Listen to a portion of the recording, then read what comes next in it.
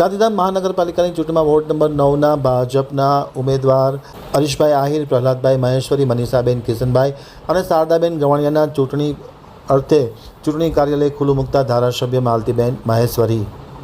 ગાંધીધામ મહાનગરપાલિકાની ચૂંટણી યોજાઈ છે ત્યારે પ્રજામાં અને ઉમેદવારોમાં અભૂતપૂર્વ ઉત્સાહ જોવા મળી રહ્યો છે. આજે વોર્ડ નંબર 9ના ચૂંટણી કાર્યાલયના ઉદ્ઘાટનનો કાર્યક્રમ વોર્ડ નંબર 9ના વિસ્તારમાં યોજવામાં આવ્યો હતો. ધારાસભ્ય માલતીબેન મહેશ્વરીના હસ્તે વિધિવત રીતે વોર્ડ નંબર 9ના ભાજપના ઉમેદવાર હરીશભાઈ આહિર, પ્રહલાદભાઈ મહેશ્વરી, મનીષાબેન કિશનભાઈ અને શારદાબેન ગવાણિયાના ચૂંટણી કાર્યાલયને વિધિવત રીતે રિબિન કાપીને ખુલ્લું મૂકવામાં આવ્યું હતું. આ અંગે યોજાયેલા કાર્યક્રમમાં ધારાસભ્ય માલતીબેન મહેશ્વરી સાથે બાબુભાઈ બજેરિયા, દેવેન્દ્રસિંહ જાડેજા, બળવંતભાઈ ઠક્કર, પુનિતભાઈ દુધરેજા, કિરણભાઈ ઠક્કર સહિતના મહાનુભાવો આ પ્રસંગે ખાસ ઉપસ્થિત હતા. તેમની સાથોસાથ વોર્ડ નંબર 9માંથી મોટી સંખ્યામાં ભાઈઓ બહેનો પોતાના પરિવાર સાથે આ વોર્ડ નંબર 9ના ચૂંટણી કાર્યાલયના ભાજપના ઉમેદવારના સમર્થનમાં ખાસ ઉપસ્થિત રહ્યા હતા.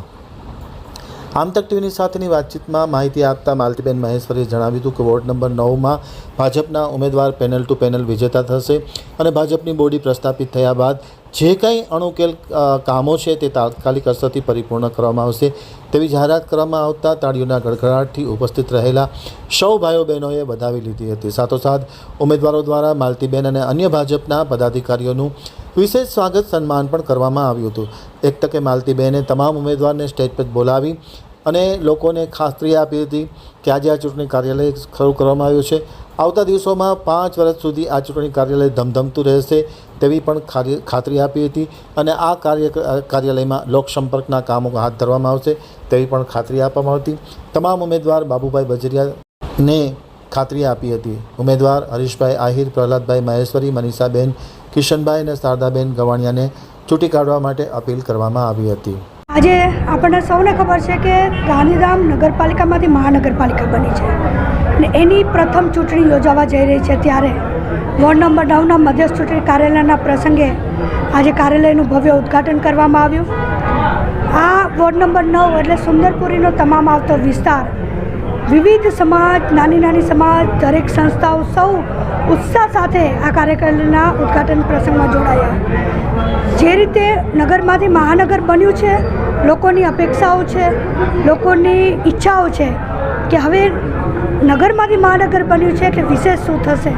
મને કહેતા આનંદ થાય કે મહાનગર અમલીકરણ થયા બાદ તરત જ રાજ્ય સરકાર દ્વારા 608 કરોડની ગ્રાન્ટ આ કોર્પોરેશન, ગાંધીધામ કોર્પોરેશનને ફાળવવામાં આવી અને વિવિધ રાજ્ય સરકારની અન્ય ગ્રાન્ટો તહત આજે શહેર વિસ્તારમાં 1000 કરોડના વિકાસ કામો અત્યારે કાર્યરત છે.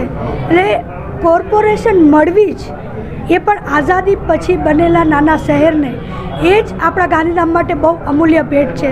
આપણે રામબાગ હોસ્પિટલ જિલ્લા કક્ષાની મળી છે.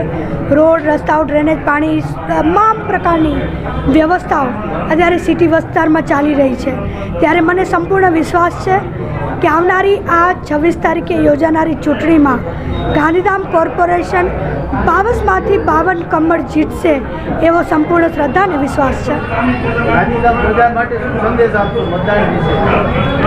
ગાંધીધામના સર્વે નગરજનોને હું વિનંતી કરું છું, મતદાન એ આપણો અધિકાર છે, મત ચોક્કસથી આપવો જ જોઈએ. એટલે ક્યાંય પણ આપણા વિસ્તારમાં, આખા શહેરમાં, કોઈ પણ વોર્ડમાં, કોઈ પણ બૂથમાં કે કોઈ પણ ઘરમાં એક પણ મત એ મતદાન મથક સુધી જયા વિના ના રહે એનું આપણે આયોજન કરવું જોઈએ.